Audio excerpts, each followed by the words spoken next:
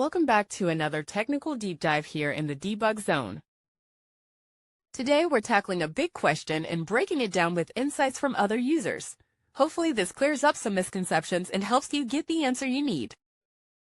So buckle up, stay a little curious, and let's jump right in.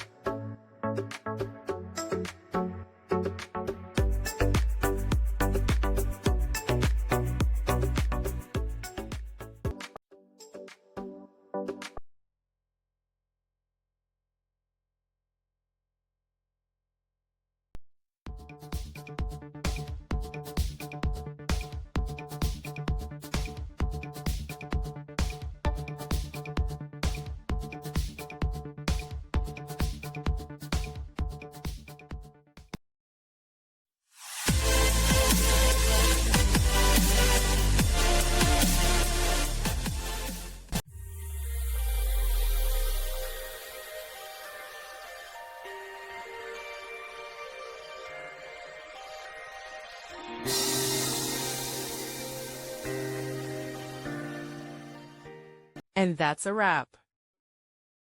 I hope you found the answer you were looking for.